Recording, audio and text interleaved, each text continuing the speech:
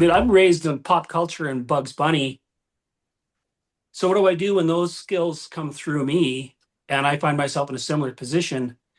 Is I'm going to do something that I think is funny, but I also at the same time I think is serious at the same time, and you end up with cat armor because I'm doing exactly the same thing. And many of the cat armor pieces that I've done are actually portraits of people's family members who've passed away who just happen to be cats, and they're a form of reliquary for them. Mm.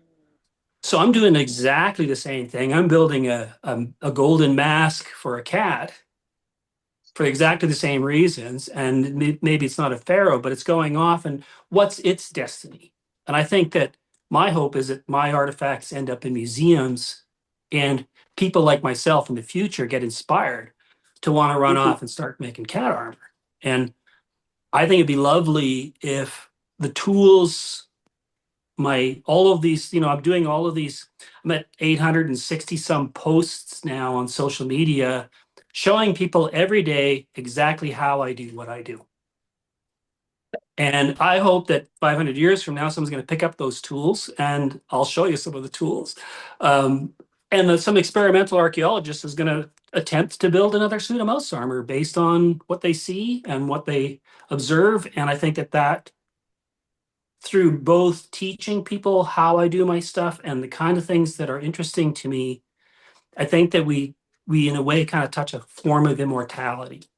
And I have these super romantic ideas, but I think that I was probably whatever spirit. I'm not going to talk about immortality in terms of me and reincarnation, that kind of stuff. I don't really think of it in those terms, but I think somebody like me made King Tut's golden mask.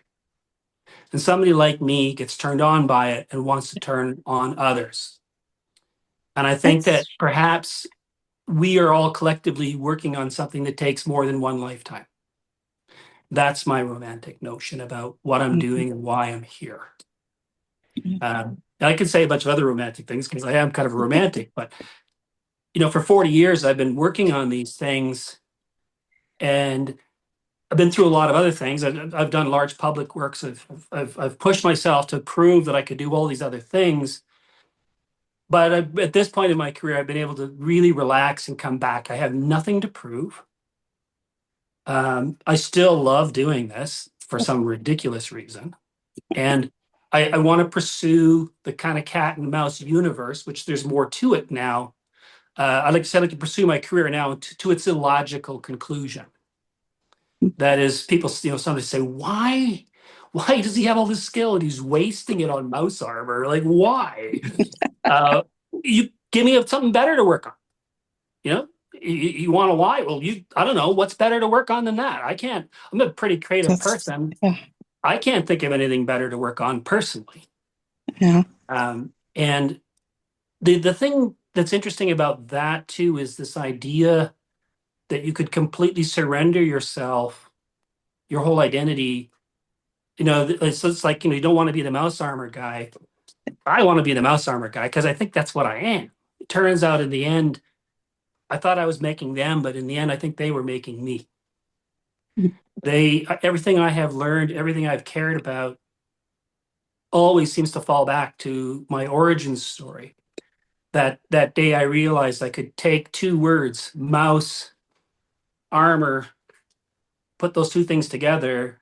Just the power of that, the effect it's had I'm even here invited to talk to you has changed everything for me. I do like to quote Disney. He said it all started with a mouse. It's a very similar thing for me. Um, so, that's Wow. kind I of a was going to nutshell of have my Jean origins. introduce you, but that's quite the introduction Yeah. there. Oh, You I can just talk. did Why don't it I for introduce it. myself? You just did it for us. You told us, I'm Oh, going Jean, to. would you like to introduce me now? Yeah, go ahead. For those I'm of you going who don't know, this is Mr. Jeff De Boer, who is noted for his cat and mouse armor that he makes with extraordinary artisan skills.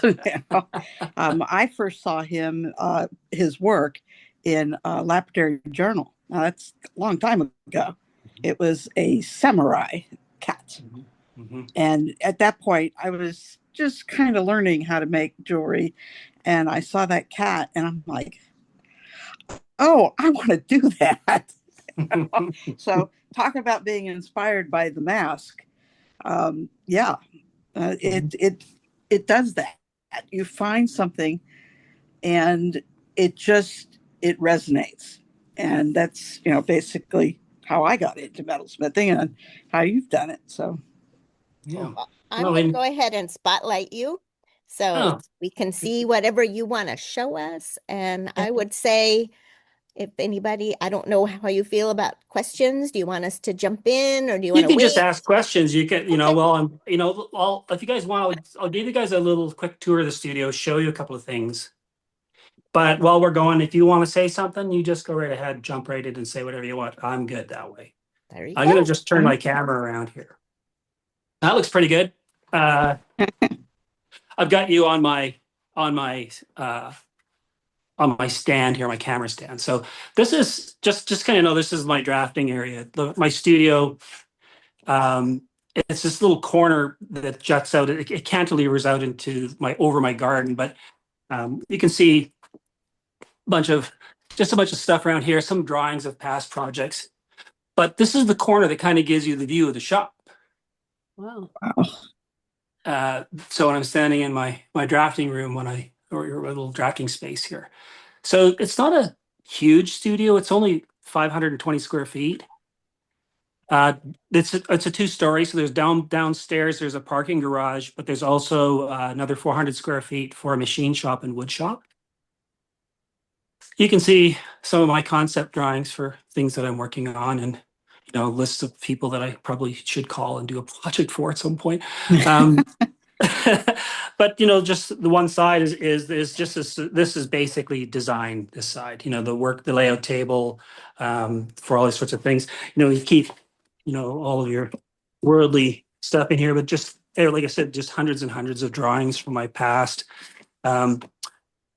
Just nothing crazy here, but I do have a few mouse level tools. I've got drawers and drawers of tools that I've made over the years.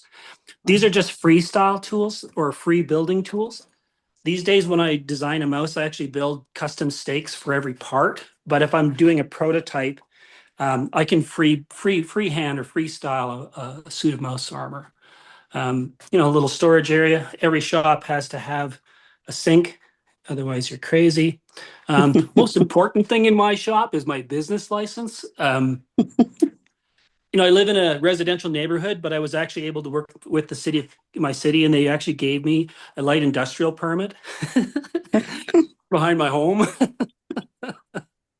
So that included the necessity to bring in some fairly substantial ventilation systems, industrial systems, because that's part of the permitting process. So the shop is designed to be actually a light industrial space and have all the safety stuff, but you kind of have your polishing area. This is the grinding area, belt sanders for that kind of stuff. I can do little bits of welding in here as needed be, especially when I'm making tools, sort of the soldering area. And of course, you got this great MERV 15 air filter ventilation system, which is pretty good. If you've seen some of my posts, you know that I'm just starting to work on this. That's the Henry VIII mouse it's my 40th anniversary mouse project. I've always wanted to do Fat Henry. This was my most recent mouse. And as a matter of fact, there it is sitting on the table. This one is completed and it's getting ready to go to a client in the United States. They asked for. I do the custom ears for people. So there's some pretty crazy chasing. I can zoom that out. is so cool. Some very, very crazy chasing in the ears. I love how you did your little rivets. That is wonderful. Oh, the decorative rivets. Oh, yeah, the decorative rivets are something else. Yeah, that's really fun. There's a samurai rat. If anybody's, this is from I made that rat in 1992, actually. Huh. Wow. And this is a mouse very similar to the original first mouse that I built. This was owned by my parents back in the day when I was a student. I made that for them. Cool. Then we get to use my table here. We'll just set the stand for a second. Maybe I'll turn on the light for you. Just because this is kind of easier. Get two hands free this way. But this is my velvet backdrop. I guess I'll just kind of back up. There's a light box here, and the black velvet backdrop. This is all used for photography and for doing my daily posts or whatever posts as sort of this nice backdrop. And I'll just bring it up here, just because it's easier. Nice to light up things. The light box always helps. So super fast for photography. These are a couple of the mice that are worth seeing. So that is my Gothic mouse, which is one of my favorite pieces. And I'll show you the tooling for that, but every flute, everything articulates and works as it should. Building these custom stands, sometimes there's problems to be solved, but the armor can come off the stand and you can play with it.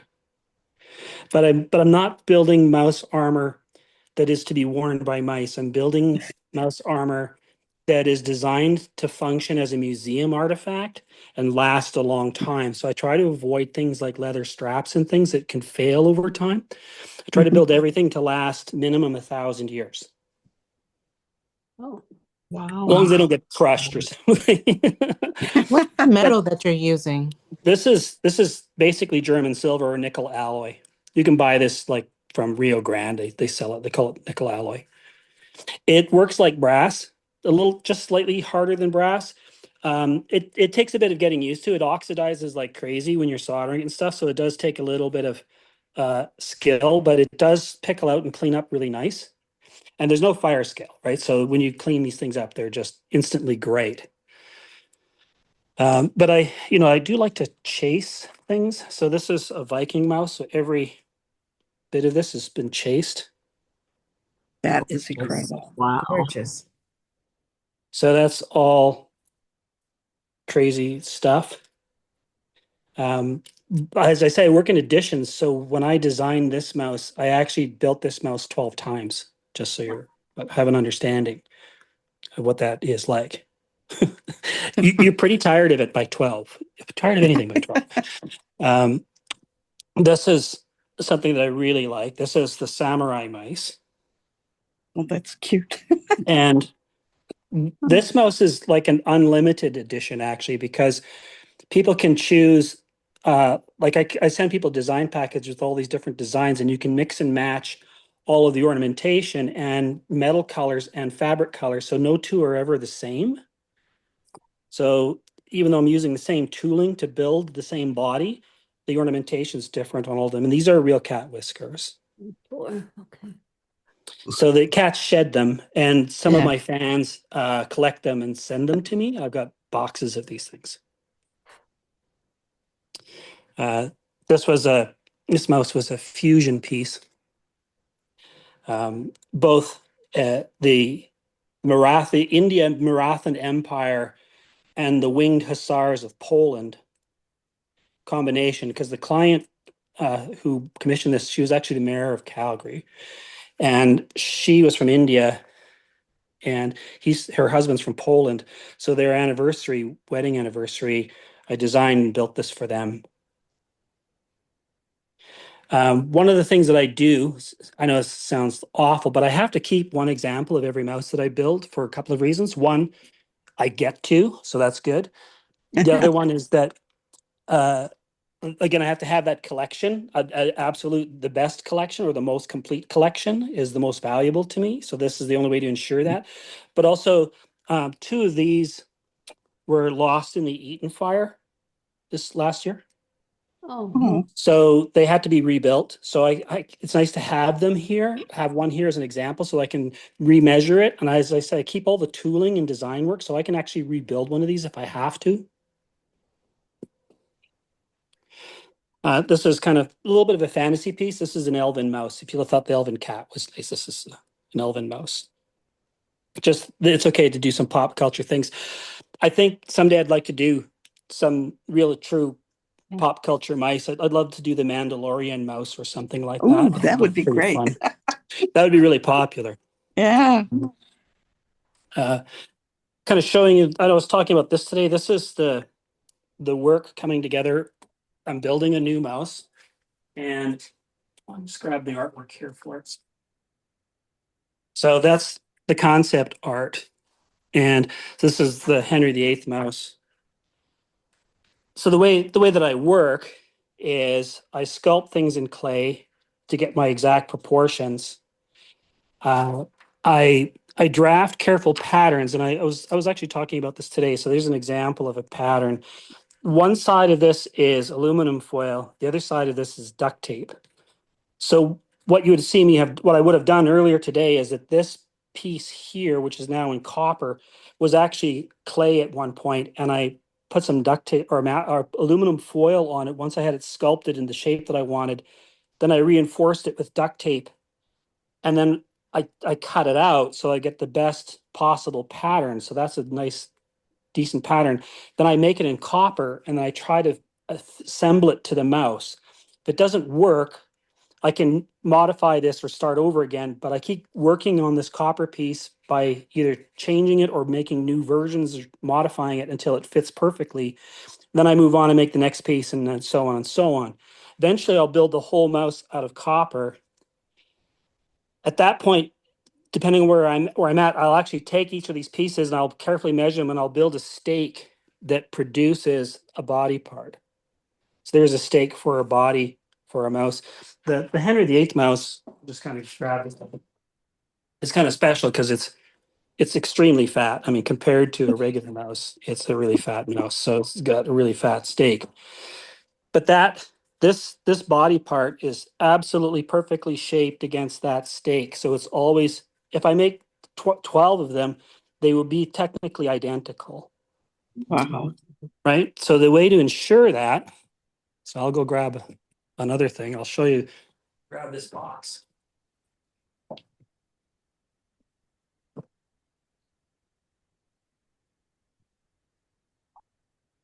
It's just like Christmas here. I'll open this. I'll open my favorite little box here for you. Get the camera on that. Okay. Here comes this box. So we're looking down into the box at the moment. And this box contains all kinds of information. Some of those copper pieces and bits and pieces. Some of them have different levels of finish on them. Some of them these are all test builds in copper. I'll get the breastplate out. So we're talking about the Gothic mouse here. So this is the breastplate stake for that. And I think there's a copper test piece in here. So here's a copper test piece. That locks onto here. There's actually locking tabs. Because if this vibrates when you're trying to shape it, you can't make flutes. So it has to register against something. So it locks against these pins that are built onto the stake. And that sits down perfectly like that. And then I can come in and I can hammer the flutes in, and they're absolutely perfect. But the only way to reproduce that perfectly actually is if all your patterns are identical. So I'm using pancake dies. You guys know what those are? Yeah. Yeah, I do. So every pattern of every piece of that mouse has a pancake die.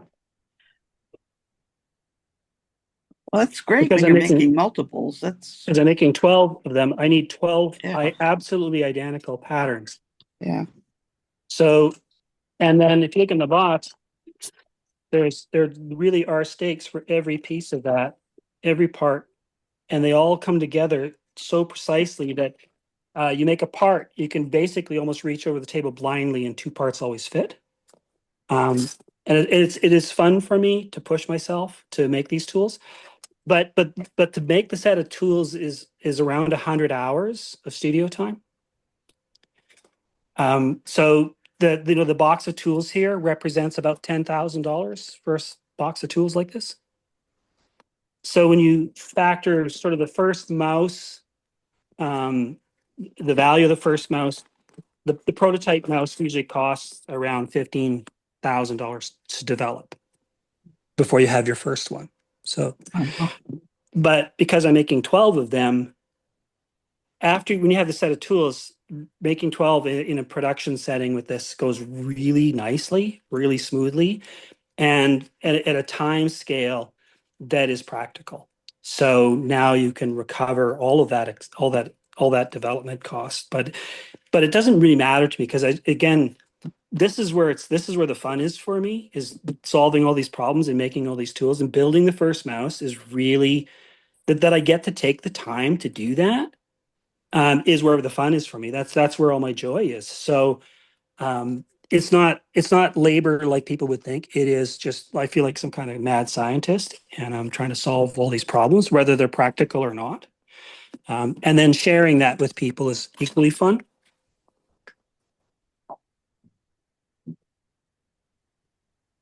When you get to it, I think it'd be really interesting to hear how you make the dies and what they're made out of. Yeah. So these are, yeah. So this is a block of steel. So I will actually have templates like this. I'm starting with a square chunk of steel, and I'm welding a post onto it. And I basically draft up templates for all the profiles. I don't know all the templates for this one, but there's a template profile for each side. And you can carve quick stakes out of hardwood really easily, like on a belt sander, and form and shape them to practice. But even wooden stakes work quite well. I have to use steel because I cannot have the wood collapse or have anything change. Everything has to be absolutely stable. But also, I think that the steel tools are part of that. Somebody's going to open up that box 500 years from now and go, Jesus, the guy was nuts. That's good. That's good brand recognition for me. But again, to do that kind of work, there is a whole arsenal of other tools. Like again, we have that belt sander, but there's you're using things like this. That's a Dynaphile. Everybody have one of those? No. I would like one. Don't. That's a belt sander. That is a Wow. belt sander. And you can buy one of these for like $100, air powered. And you get little belts for them, and they're like seriously gorgeous things to work with. A lot of the finishing tools I have, it's an entire Velcro system of increasingly finer and finer grits for quick abrasive changes. Everybody knows what a random orbit sander is. Yes. And how it works. So somewhere between like these tools are these are grinding tools. This is a sanding tool, and the understanding your whens and whys you do things, but also to sort of rough out some of the steel. You got to get in there. Like cutting your basic steel chunks too, you have to use things like carborundum discs to knock off chunks of bits and pieces here and there. And it gets pretty industrial at a certain point here in the shop when I'm building tools. This is light industrial.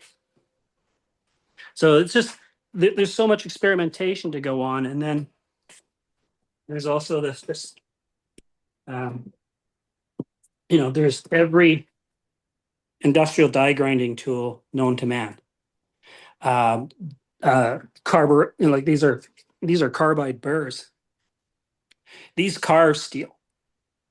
Wow. No problem. They go through steel like butter. Wow. I think I And have a this is- teeny tiny one of those I use on Yeah, my and silver. this is an electric hand die grinder that is super powerful. It's the top of the line tool here. Wow. Yeah, but I mean, all this sort of came out of my experience with I grew up in industrial fabrication, so I know how to do all this kind of stuff, and that's not it's not your average person's experience. Let's just say, if you guys want to have a little quick slideshow, like how much time have we got here? Well, we got what time do we close? 7:30? 7. We're Yeah, done at well, 7. We got Yeah, plenty of we- time. we burned up a half an hour. Let me- But Yeah. yeah, I'll show you guys some pictures. okay.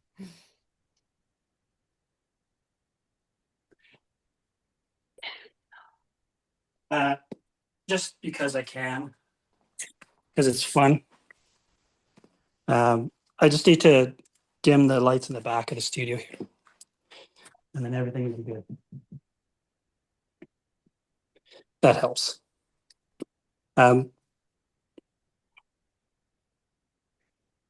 Let's get into slideshows.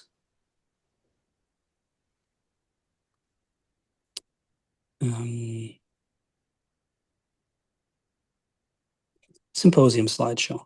Here we go. Remember my King Tut thing? You need to make Egyptian mice now. Well, I'm working on it. That will be that will actually happen. I'm gonna just get this set up like this, and there we go. So that looks pretty good. Yeah. So the nice thing here is I can, zoom in on stuff.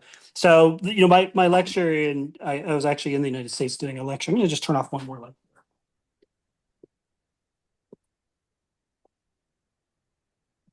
Is that better? Yeah. There.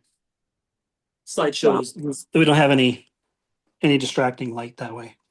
As everything I talked about was this, and again, we were all as makers, artisans, experience that kind of stuff. But this is something I did make, and made, as I said, for exactly the same reasons. And my goal is to leave behind this kind of stuff. There's some other views of it.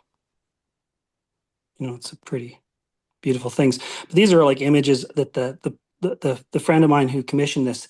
This is all the things their cat liked. So I think there's even a jar of mayonnaise back here on this crazy helmet.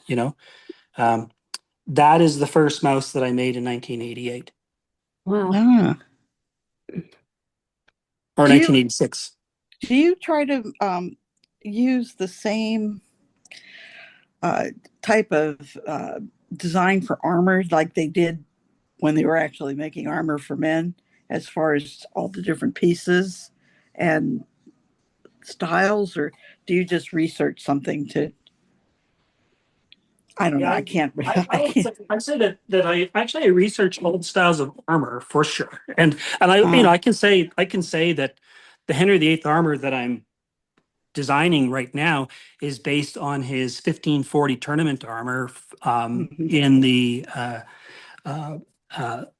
it's basically a specialized style that he wanted to create for British particular styling of armor.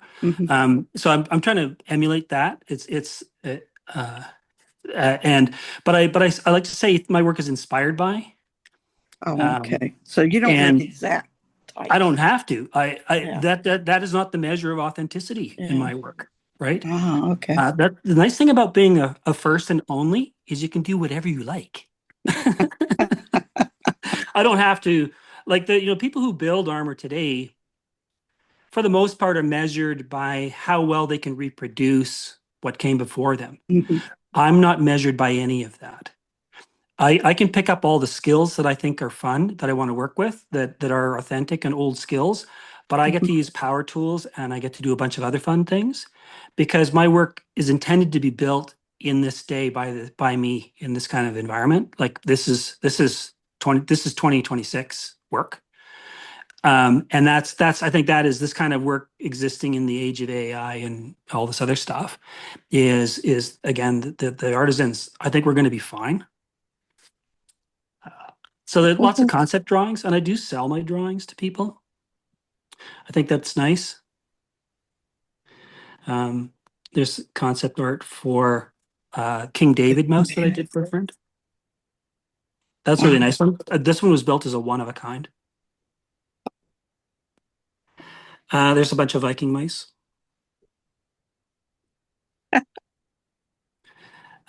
Photography plays a big role in my world. So this was all those Viking mice that I was working on at the time. Put that. Wow. So it's nice to have all the parts on the table. And to that end, here's the nice thing with the Gothic mouse. I make 12 in an edition, and I'm allowed to do 3 artist proofs as well. Does that make sense? So I could make up to 15 sometimes of a particular design. And everybody gets a custom mirror design. Again, more photography of my day. I love taking pictures of where I'm at various stages and parts and setting up them on the table. I keep thinking about books and puzzles and gift shop items is a big inspiration for me. This is, again, when I did these samurai mice, everybody got to pick their own colors and designs. So each one is unique. Oh, that is so. That's one of my favorite photos of my stuff. Zoom in just a little bit. So those are all of the parts that I was working on at that point for this. All laid out on the table before I did the final finishing and assembly. Oops, sorry, we lost that.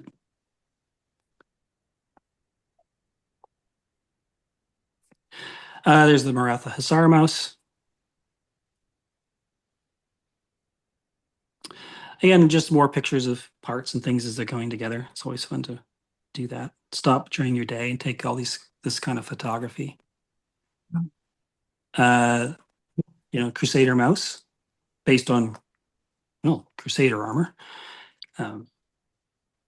This is a Chinese sort of 18th, 19th century Chinese armor design, which is a little bit of European and Chinese armor fusion at that time. So those are the kind of research things that trigger work. But it's really fun chasing things like that. Yeah. Wow. These are tiny, right? And there's a koi I can't fish. even do regular chasing. There's a koi fish on the back of this. It's an exquisite piece. Gladiator cat, why not? All right. This piece was lost in the Eaton fire. Mm-hmm. What's interesting is that he still has all the burnt up bits and pieces. So those are still exhibition worthy. A Persian cat. Dragon cat. Oops. So but this is in steel. I like his little pile of gold coins. Yeah. Well, underneath those gold coins is an urn for the cat's ashes. Oh, how sweet. So dragons like their hoard, so that's the hoard. Uh-huh. But there's beautifully a piece of photographs really well. Yeah, that's gorgeous. Samurai cat that I did. This was a Celtic samurai. So you get Celtic design on a samurai cat. Wow.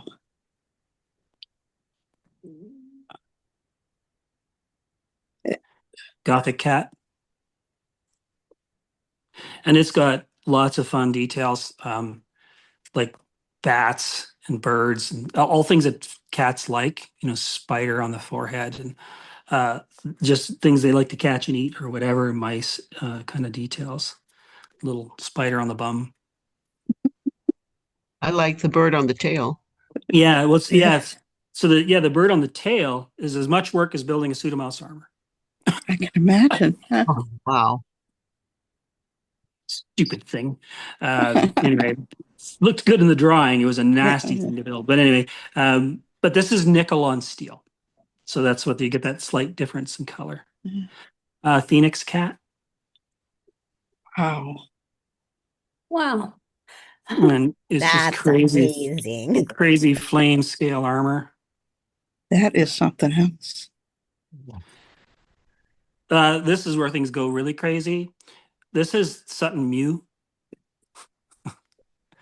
So it's a Sutton Hoo cat. You guys know about Sutton Hoo? Yes, it's a treasure hoard they found. That's right, in Sutton Hoo, England. And it was Sutton Hoo, the England. Saxon king defining the style, art, and culture of they didn't think Britain had great style, art, and culture at that period. And boy, were they wrong.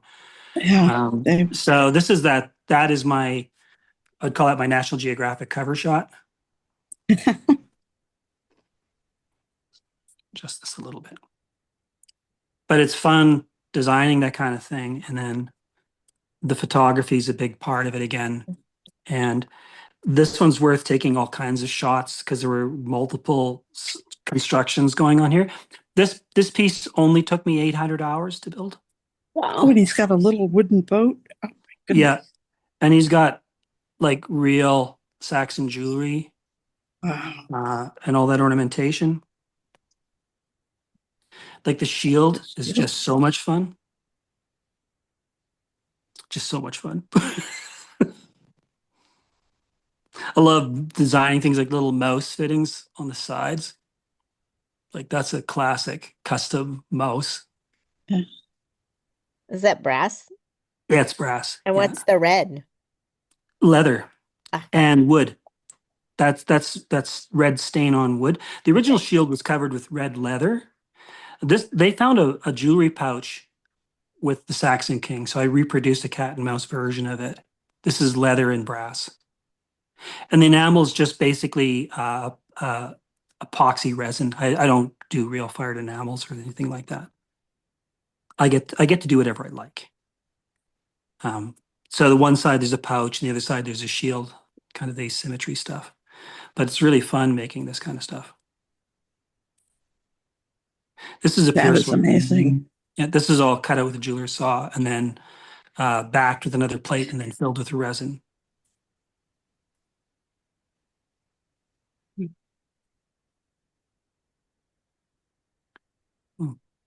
Base. This is all the parts that I had made at that time for the cat. I thought I'd make my own hoard out of it and take a photograph.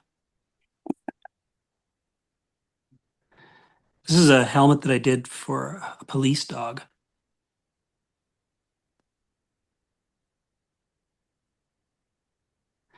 There's a friend of mine, a lady that contacted me. She's in Denmark and she does miniature mice.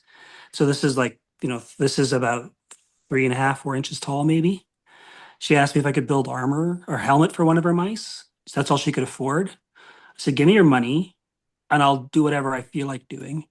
So I gave her a full suit of armor, but it was just fun being a miniaturist for a minute. And that's just, making little buckles and things. There's something about being a miniaturist at times because I'm not a miniaturist. Everything I build is life size, but there's small parts involved. Somebody wanted a Celtic cockroach, armored Celtic cockroach. So I made a pendant version for them. Wow. And this is, cockroach size. I love it. My little mouse armor pendants that I have a little jewelry company. And this is my kinetic jewelry company stuff that I have a company called Armé that I started about 12 years ago. Laser cut pieces and all CNC machine parts, all little kinetic gears that come together. So you can mix and match all these parts. Wow. It's kind of like Lego meets Pandora.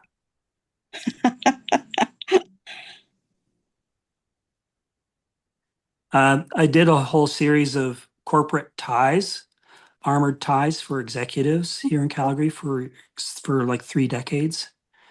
There was an interesting series of work I did for a company. Most of the guys who own these ties were like extremely powerful, wealthy oil and gas people here in Calgary or investment bankers and things like that. So is that metal on fabric or just designs? It's all kinds of things, leather, metal, fabric, you name it. Yeah, it's all mixed media. I like the salmon. Yeah. Yeah. Well, it's Shiva, the catcher and releaser of trout. Wow. Yeah. This was my old studio back from my industrial stage. My old studio was on the order of 5 times bigger than this one. Had 2 floors. I had upwards of 3 employees at any given time when I was doing commercial gallery work and things like that. All of that was shut down over time, and I'm much happier where I am, just being myself in my own space. But this was a real hub for 27 years. for artists in Calgary to come together and work, and artisans like myself. It was like the city central for a whole generation of makers came through my studio. That's very important. It was, yeah, the best time of my life. And then this is where I am now. Similar, kept the same footprint. Again, just some of my larger sculptural projects that I've done over the years, just to kind of show you. Now, did you Hmm? go to art school, college, art? I went to Or art did college. you- Yeah. Art I went to college? art college. Yeah. Oh, I thought maybe you started out as a machinist or something. Well, my father was a sheet metal fabricator, and I grew up in the Uh, shops. Oh, okay. So all the other kids got a hockey stick or a violin. I got a hammer. This was a kinetic sculpture that I had installed at an airport here in Calgary. It was the history of aviation of Calgary's famous airplanes. Big wind-up tin toys. There were keys you could turn, and these would spin. Wow. And the airplanes would fly around. The wind would make their propellers whirl. They were beautiful. They're at the Calgary Aviation Museum now. So it's interesting that I was inspired by a museum. This is in a museum now, and they're old enough to become, they were about history, and now they're part of that history, which I think is really important. It also dates me. Fuck, I'm getting old enough that these things are ending up in museums. Jesus. This was a memorial piece that I did in a city north of Calgary, the Fort McMurray fire they had, forest fire. This was a sculpture to that. Wow. It's a couple of figurative pieces, 5,000 pieces of barbed wire to describe a bucking bronco. I have an Indigenous friend. He's Tony Nakota, and he and I work together. And he's a great designer. He was one of my students, and he and I are now working together on several Indigenous projects with him. Concept art for things that I didn't get to do, but were interesting projects. These are all like lighting systems for entire neighborhoods. Wow. Large public, like the trout that eats you. Really love this design, park bench. Wow. That would be just so gorgeous. So the concept, I guess this ends with I would like to do an exhibition one day, and sort of tell the whole story of my cat and mouse universe. I think the exhibition would be called Notional Archaeology. It's kind of a little bit like National Geographic, but it's about a parallel universe of the history of mankind told through cats and mice. So that's kind of, I don't know, pointing to a possibility in the future. I'd love to build. Maybe my last crazy thing that I'll do will be put this exhibition together. So that's kind of the end of my slideshow. Wonderful. Well, thank you.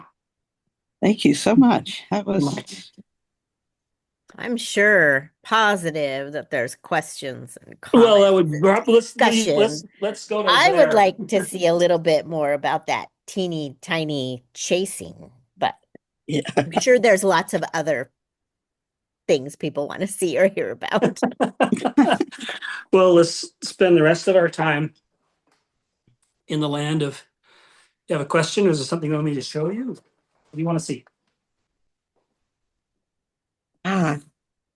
Your I saw your stakes there in the back that they look like regular stakes that are under your press. I've got lots of stakes. Some of them are commercial stakes. Uh-huh. You've got all your regular dapping blocks. I got some serious ones. Wow. Really nice ones. But You've got this is a 4-5 vice system here, because when you're setting up stakes to work, you set up multiple stakes at times when you're working on things. It's really nice. You can never have enough vices on heavy duty stands. Yeah. Just what is the ball thing back there? that's my chasing ball. You're chasing. Okay. Oh, let's have a look at that. That's a good one. That's worth looking at. Yeah, we just keep pointing to things in the shop. I've had the chance to teach in my studio, so you get this feeling I'm kind of used to. So this is a chasing bowl. So there's a pitch bowl on the top. So when I'm chasing, you can even see an ear I was chasing from mouse armor here. Yeah. I popped that off the pitch. So I got complete control of this.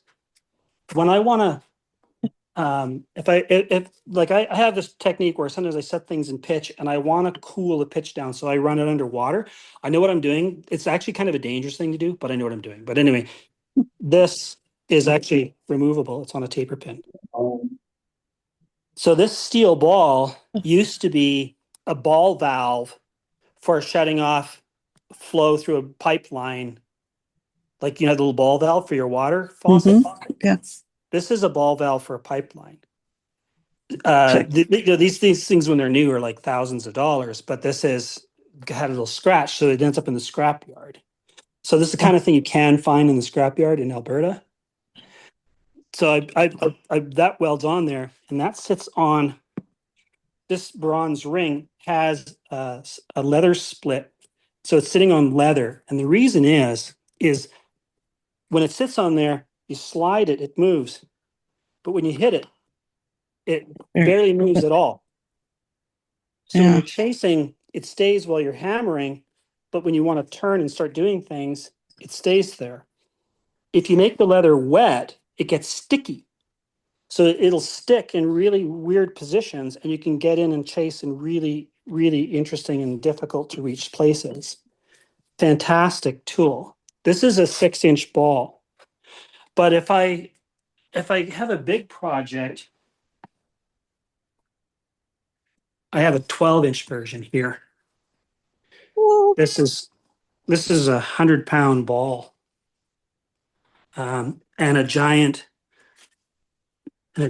pitch bowl. So this is for chasing big stuff. So that comes out when I want to do the big work. And your chasing tools? What do you use? Oh, just all of these. Again, the major tools for me in chasing are the most important tools really are the liners, the ones that chase the lines. So I'll just get my little ruler out here. It's easier if I have a ruler. I'll just grab a little ruler here. Helps visualize. So the most important liner we have is the big liner. That's kind of like a chisel. Sorry, it's not going to focus on there. There we go. But that is 4 millimeters. That makes sense? Yeah. That's a 4 millimeter liner. And it's wrapped in leather so that it's easy to control. It's really easy on your hand. You got great control with it, right? And your fingers don't get sore. But there's 3 sizes of these liners. So we have the 3 millimeter, the 2 millimeter, and the 1 millimeter. That's a 1 millimeter liner. Do you do this under a microscope? I have 3. I wear 2 pairs of 300 times magnifying glasses. Any smaller, and I will need an engraver's microscope. But even this is a 1 millimeter. I'm really thinking I could get away with a 0.5 millimeter now. And to kind of put some other things in perspective, like this is a couple of tools here that we're seeing because they're worth seeing just because they're worth seeing. Let me just pull them out here. I wasn't prepared to do a chasing demo today, but let me find it. Okay, there's one. But like for doing background stuff, oops. Like we're doing background stuff, that's a rosebud. right? That's for pushing backgrounds back. Wow. And this one is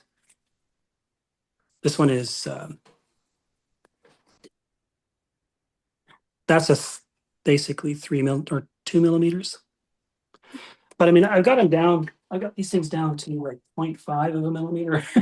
They're so small. It's almost, you think it's a pinhead, but they're super, super, super small. Dan, And what did you so want to like, ask about? anyway, but your chasing tools can never be, they're never big enough and they're never small enough. Let me put it that way. There we go. Does anybody else have questions? Things you want to say? Things you want to see? I'm sure you do. Yeah. So I'm not No, sure I you know- answered our question. I'm not sure you answered Ed's question about whether a mouse has actually worn the armor. I tell people only in your imagination. Yeah. Sometimes It's it's better just- that way. Yeah. Like with here's the thing is with artificial intelligence, it's easy to visualize that kind of stuff now. Mhm. It like again, the question, have I ever put mouse or armor on a cat? The story that I can tell you really quick about that is yes. And it was a long time ago, and there was a Japanese game show called Show by, and it was world's most unusual occupations. And I got a call from their producer. Like, do you want to be on a Japanese game show? Or like, you want to be on Japanese game show? I'm like, sure. And they flew a film crew to Calgary, hired a stunt cat, came to my studio, and they filmed me pretending to build a suit of armor all day long. And at the end of the day, I was to put this cat in armor, and like the film crew's there, director smoking cigarettes, like roll them, give the guy the cat, let him do it. I'm trying to get the breastplate on the cat, and it's like I have a size 8 breastplate, and it's like a size 14 cat. And I finally get the snap on the breastplate. I can hear the cat exhale, but I don't hear an inhale. Uh-oh. And it's like, yeah, it's supposedly the world's most docile cat, so nobody's ever bothered clipping its claws. And it kind of woke up and kind of decided that was it, and turned on me on camera. So let's just say, let's not do that ever again. Yeah, I would have So to say, it's not worth doing. if you were just putting like a halter on for a lead is Yeah, a dangerous proposition. yeah. So Yeah. it's fun, but it's not what the work's ultimately about. I think that really in that place where I want to trigger your imagination by showing you something in one sense so literal, but in the other sense so new to you. Mhm. Those two things are very powerful creative tools, to affect people. Mhm. So Got you thinking. how far do you think you can go with just the cat and the mouse? Do you think lifetimes like you were talking earlier, or? Oh yeah. Okay. Yeah. Yeah. Well, I've been designing, I was talking about that exhibition. When you start looking at this idea that you could tell a story of human history, not just armor, Mm-hmm. but pick really key moments in history that I think that the question of my exhibition is are you a cat or are you a mouse? Let me put it that way. Mm. And I think that today we all feel like mice, especially with the way the world is going. Yes. And so this exhibition is kind of about the history of that, because it's not the first time that's happened in history. It's happened Yeah. all the time. It's a thing that happens all the time. Yeah. And I like the idea but for me as an artisan too, there was a time in my career when I was back in around 96, 97. I was up and coming hottest visual artist in Canada. And I had my opportunity to become blue chip. The door was open for me to become a cat. And I realized through that experience the things that I was expected how I was expected to behave, the things I was expected to do, those things were not in my nature. I think that we can define ourselves in many ways, but the most powerful way we can define ourselves is not by trying to fit into a world, by trying to be like everything else. I think sometimes our most powerful weapon is to recognize, to define ourselves by not by what we want to be, but by realizing what we're not. Well, And what I am not is a cat. but I would say it's trying to find out who we are. Yeah. So that's what I get most out of my work, isn't Yeah. necessarily the accolades or whatever, but it's a lens on oneself. And Yeah. Yeah, and I found that the mouse is like a serial dragon slayer, don't get me wrong. But I love the idea that I could put on an exhibition from an artisan that comes from artisanship. yeah, That doesn't operate on the art gallery floor, but operates on the museum floor. Because people's expectations are different walking onto the museum floor. It's that the expectation, ironically for me, if somebody discovers my work and calls it art on the museum floor, that's authentic. But if it's on the art gallery floor and people call it art because they're told that before they walk in, that's not an authentic declaration of art for my work. I'd rather have everybody see it as kitschy, science fiction-y, fantasy, toy, irrelevant, why bother? But a couple of people see it as art is more important to me than anything else, because then those were authentic declarations of art. Those are more important to me. If I want to be remembered as an artist, I'd like my mouse armor to fight that battle for themselves without artist statements and without me defending them. If they can't defend themselves, they don't deserve it. there is a mystique about your work. It's I don't know, not uncanny, right? Other people, like you say that you were inspired by, but like you're saying also, you're part of the pantheon, and I think it's amazing to have. It's almost like David with a sling and a stone, like Oh yeah, David's everything to me. simple. Yeah. Yeah. Oh yeah. And that's where I see where David as a theme in a further exhibition goes deeper, right? Into that, using that story and that analysis. But I would love for people to come to my exhibition, get a history lesson. And in many ways, the exhibition is kind of a self-portrait because it's all about the excitement I've had traveling around the world, looking at the world's artifacts. Mhm. And yeah, I like the art. I love the art museums too, don't get me wrong, but I really go nuts in a museum because Mhm. my brain will disassemble and build every artifact in that museum, Yeah, the questions it like presents, right? instantly. There's a lot of questions. My brain is like in its happy place, and I get totally exhausted because I can't turn it off. But my experience walking through museums isn't like everybody else's. Perhaps it is for some, but for me, and I think for other makers, it's a euphoric. You know, yeah. That's great. So Jeff, Mm. here's the $1 million Do question. you have a lot of people? Oh, I'm sorry. What you got, Val? I've taken several of Jeff's virtual classes, which are always so much fun. So do you have any coming up on the horizon? But I do. I will hope to. Like I don't want to say too that I think you might be Well- working on, but did you see this? right, that's one of them. And the Oh, that, and the yeah. fancy rivet heads. And the fancy rivet class, yeah. Right. So this was a concept piece that I've been working on. I mean, articulating rings have been done.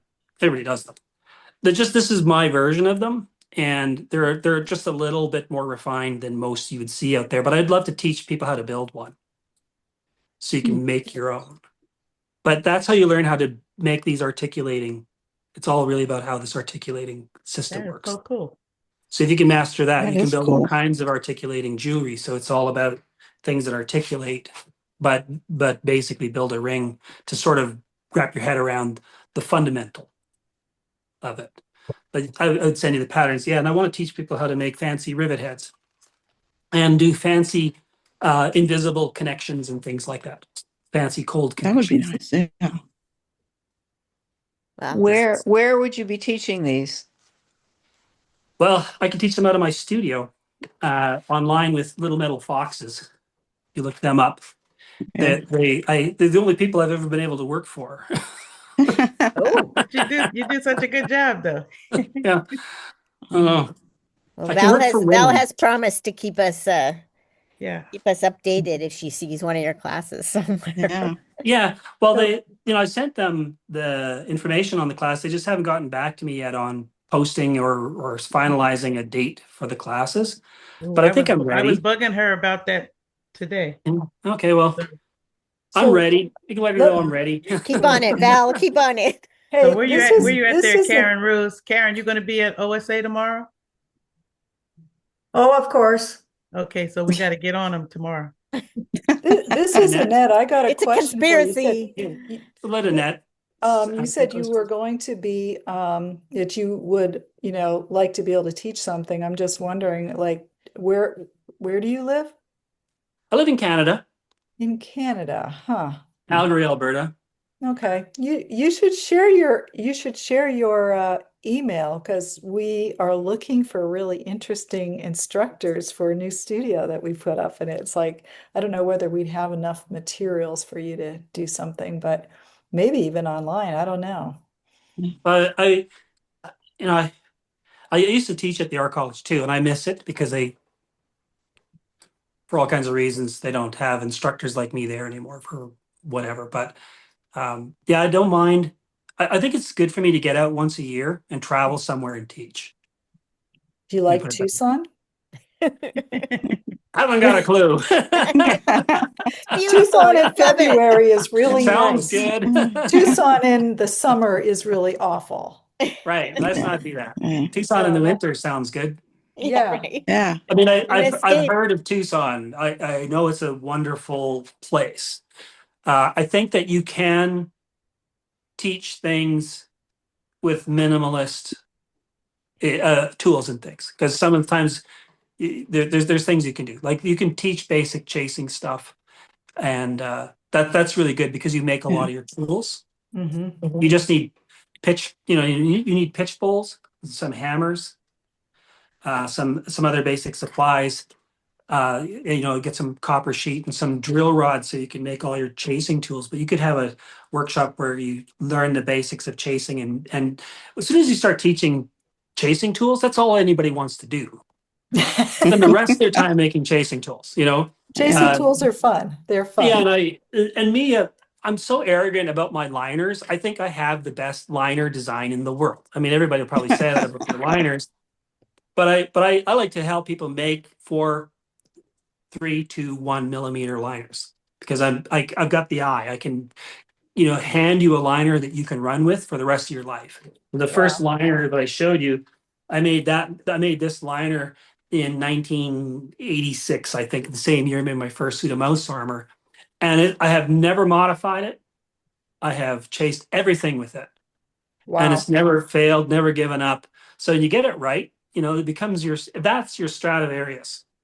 Ah. That little thing is your Stradivarius for chasing. Everything else is special effects. Okay. Okay. Yeah. Well, put your email down in the chat or whatever. It's like, No.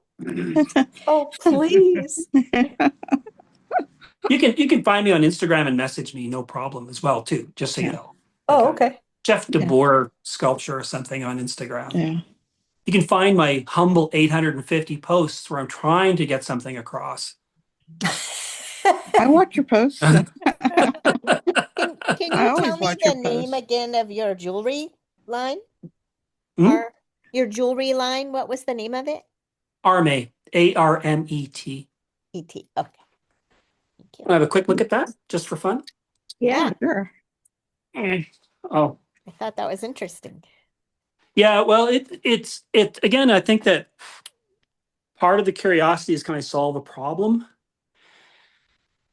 Let me see if I get to reverse my camera. Sorry.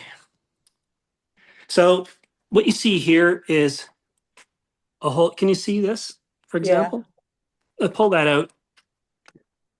And you see the part? Ah, And it has 3 holes. 1, 2, 3.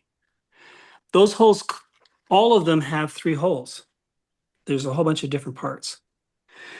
So what you can do is you can, let's find a good example here. So here's an example of a piece. So that's a backing plate. And there's a medium and a large gear. Can you, is that showing up okay? Yeah. Mhm. Yeah. And these spin. These are anodized aluminum, and you can spin them, but there's a face plate on there too. So you can basically stack all these things, and you can make any combination of things that you want. So infinitely customizable. now is that silver that you're making them out of, or It's stainless steel. stainless steel? Oh, Yeah, and I have these little stones, and if you want, I can show you how this goes together. You might enjoy this. I could always build a piece for you right now. Takes me 2 seconds.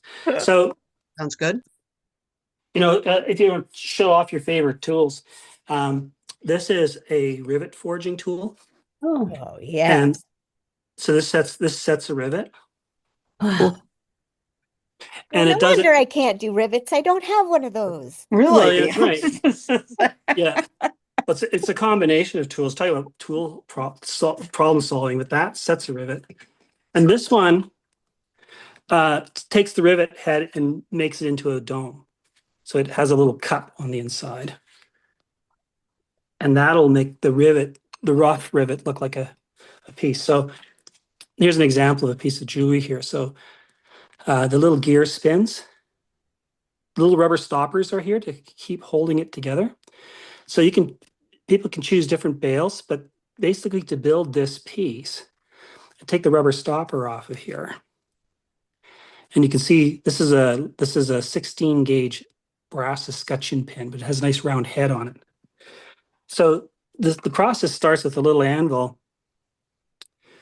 You can see this. And let's pull this back for you so you can see it. So this sits on the little anvil like that. And I have a cutter, but it has some brass on there so that it raises the cutter up and cuts it always exactly the right length to leave a little bit of brass sticking up. Oh. So that cuts it always exactly the right length. So you don't have to think about that. You never get it wrong. That then Well, I could use that. Yeah. goes into this tool, and this is all lined up. But there's a little rivet set here. So the head of the rivet sits inside of there. This comes down like this. And then I have a hammer. And I'll hammer on the top of this. But as I hammer this, I can roll this around and it'll forge that rivet into like a little mushroom head. Mushrooms it over. Mhm. So this sets it. Pardon me. How do normal that's- mortals do that? There is nothing like having the right tool for the job, right? Yeah. So this Really? Let's go here for a second, but this sets it. So when you set a rivet, you see all the little hammer marks and it's kind of rough. Is that showing up okay? Yeah. Yeah. You can see it's a bit rough, but that's okay because this tool comes in. Let me just set my camera up here for a second here. Here's the next one. And this one has the same rivet set, but this has the little polished cup on the underside of it. So this comes in like this. Isn't Zoom a wonderful thing? That goes right on top of that rivet head. And now basically I'm going to just forge this down on that rough rivet head. And it transfers the polish and makes a polished round rivet head. Wow. It's finished. So the time to build a piece of jewelry, these parts are all machined, pre-polished, pre-finished. There's no sanding, polishing, or going to polishing wheel. You're just assembling the piece. And I can set the next one and I've got another piece of jewelry, but then there's this kinetic ability for this thing to spin. So it's a series of bushings. A part that I'm really proud of, like that's a rivet. We talk about fancy riveting. This is this is a bezel for a 6 mm stone that's also a rivet. Ah, Does that make sense? yeah. So that sits on a special fitting like that, and you set that as a rivet on any surface, and you've instantly got a bezel. Wow. So then there's a tailor-made rivet set that goes on in here, and that basically has a cone interior there, and that'll just set the stone. So I can attach a bezel, put a stone in there, and set it in under 30 seconds. Wow. So that's important, right? So Yeah. what we're getting at is, I guess the question with the jewelry company was, how do you give people choice custom jewelry at the same price as a manufactured object? That's kind of been the holy grail. Pandora tried to solve it, but they could only give you curation, but not customization. Mhm. So this is the first company in the world that actually could do that. The next step for the company is all these parts will be digital forms of them. So they look like that, but they're digital. They're on your phone, and you can play with them and build a piece of jewelry on your phone. And then if you like it, as you build it, it tells you how much it'll cost. So we would get a picture of that from your phone, a digital image, say, build this, and here's the address, and just build it and ship it. So you would do all the design work for us, so we don't have to charge you for that. This is all mass-produced manufactured parts, so it's not expensive. But there's no two pieces of jewelry ever need be the same. So Wow. you can give custom piece of jewelry to every person in the universe. So that was always a theory. My joke about this whole thing, because I have a business partner, and we had a couple of successful projects together. So we invested everything we had from those projects into this company. And my joke is, I finally figured out how to make you a custom piece of jewelry for under $150. It only took me 10 years and $500,000 to do it. Oh dear. Wow.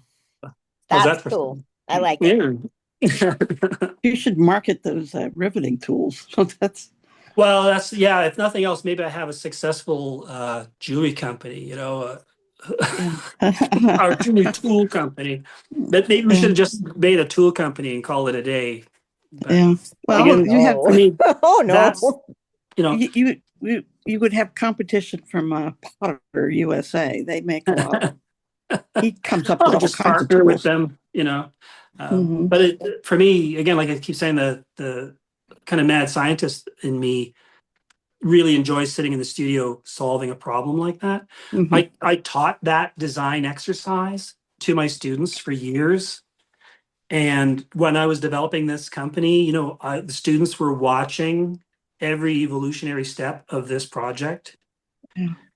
And I thought that was an added part of their education to be part of this process. Some of the students actually contributed designs to it. I always have these vaulting ambitions, but not every project takes off the way you want it to, or you can invest in it the way you want it to.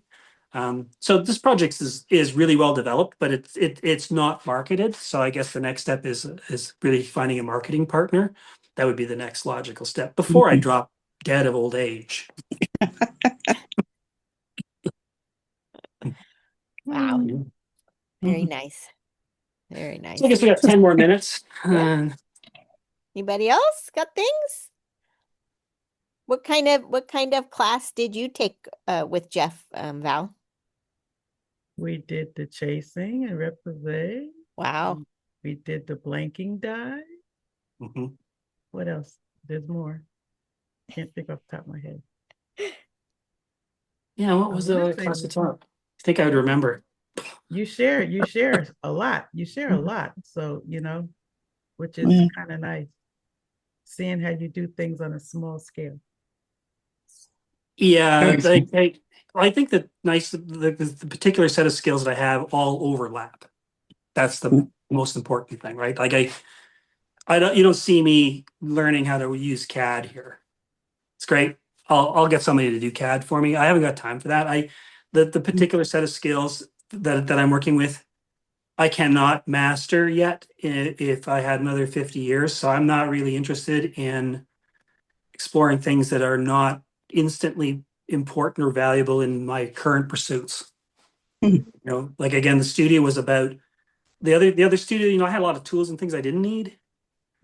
That's an easy path to go down. The studio, like I really on my bench, there's only 3 drill bits I use on any given time. I really only want those 3 drill bits there.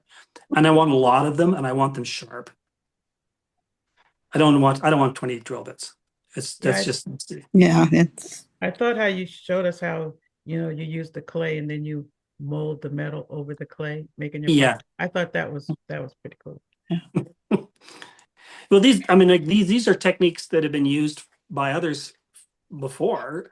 You know, some of them I thought I invented, or just kind of you find yourself solving a problem and then you see somebody else out there solving the problem exactly the same way. I mean, I built a samurai helmet, a real one, once upon a time.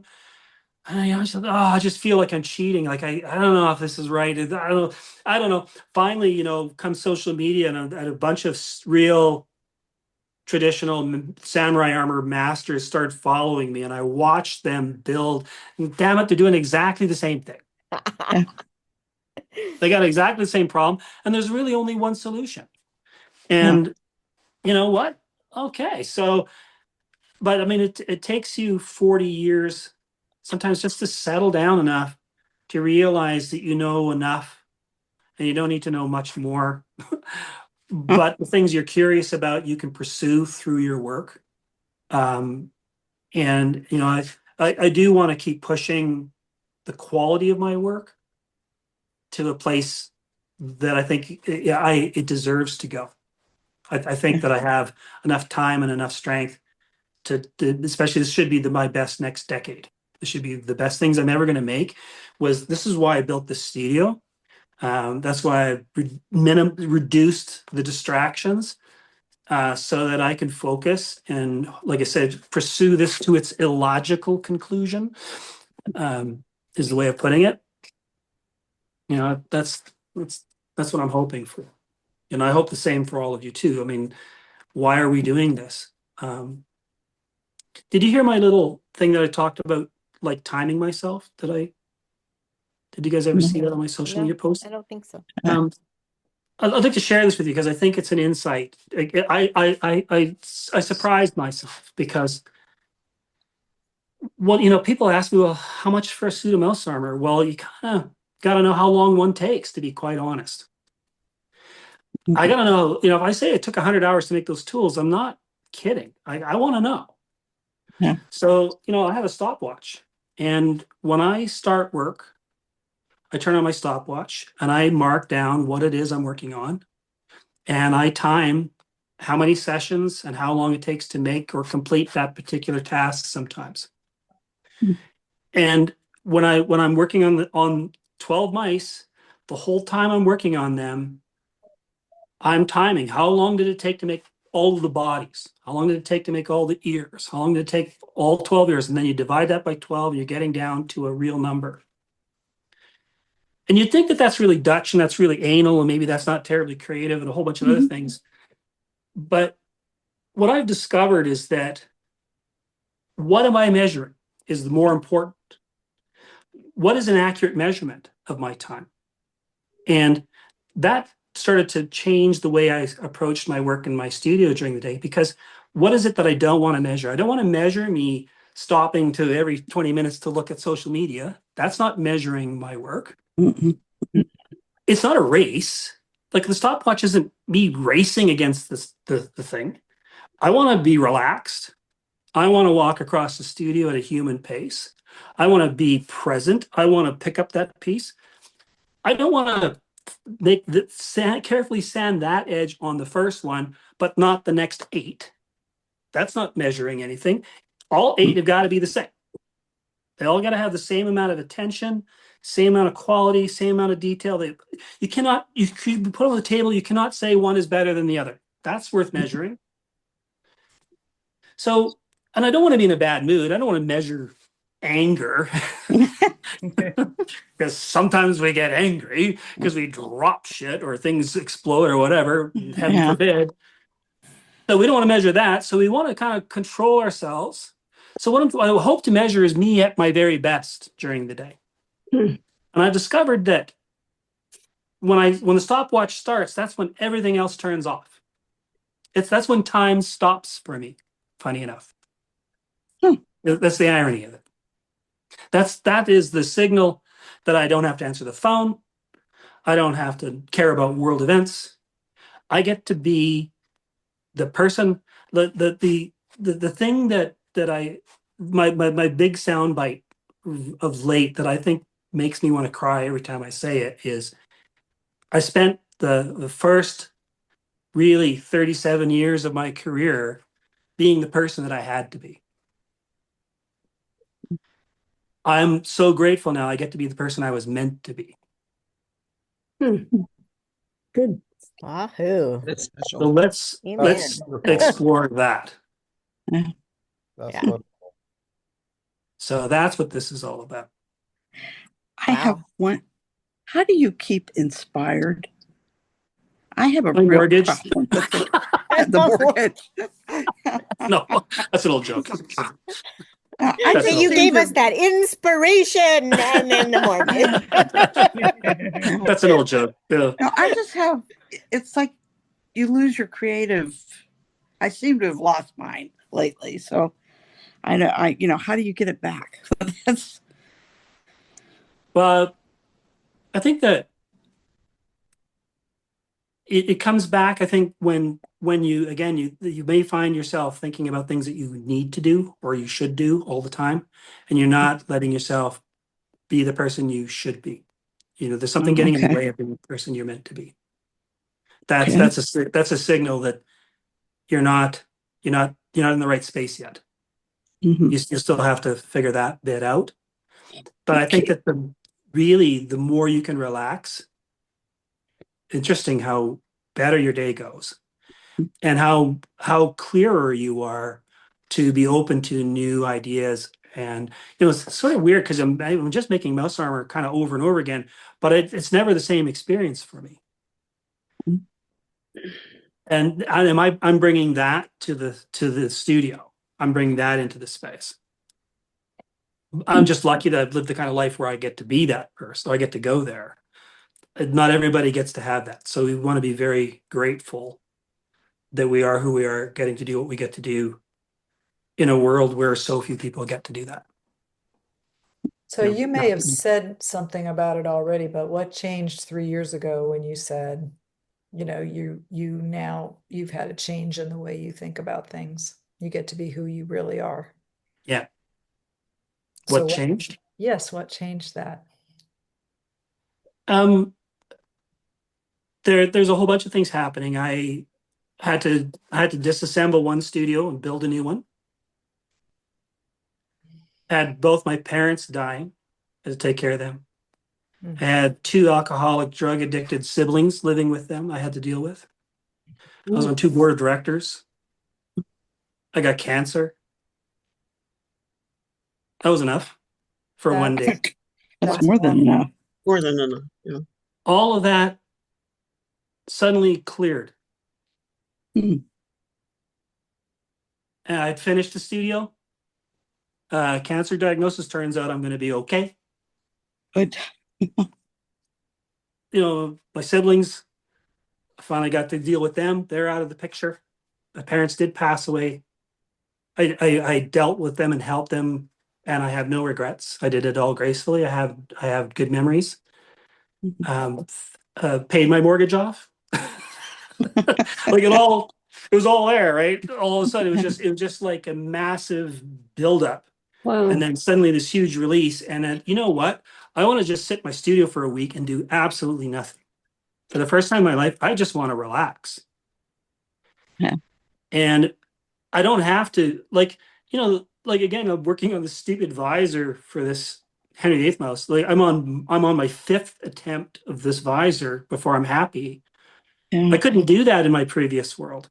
I either had to go with it or get it right the first time. I was under pressure constantly to get it right away because there wasn't time. There's too expensive. It's too expensive to run. These days, it doesn't matter.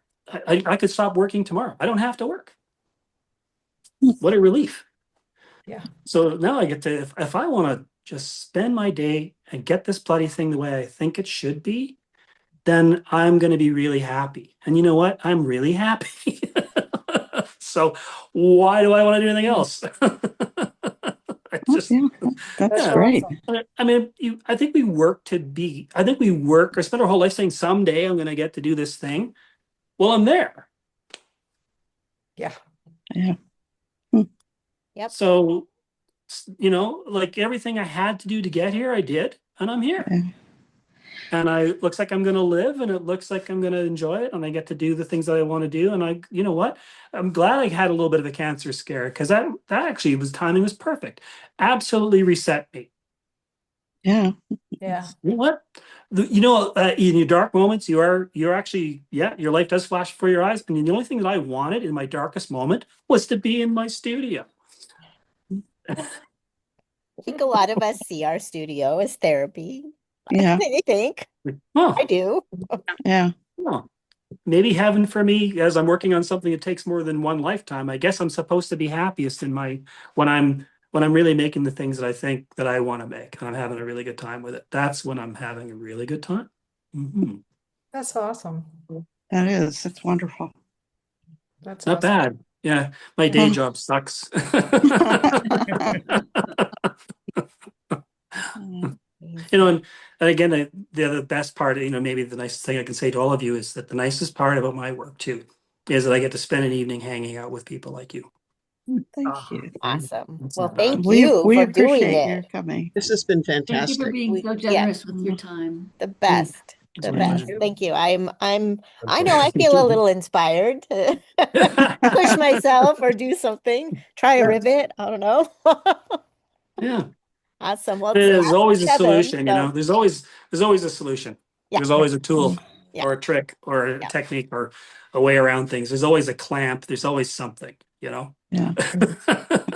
Yeah.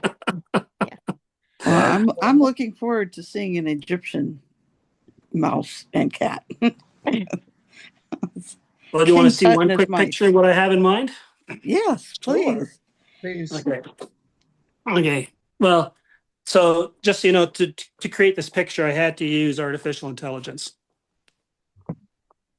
It's just because I developed a whole series of concepts, but I can get what I want out of AI because I can prime it with a lot of, I think us artists have a bit of an advantage because we can prime artificial intelligence to do what we want to do more so than most people can. Mm-hmm. But thinking about my exhibition, I'm going to just give me a second. I'm going to just go back to this thing and get this up for you.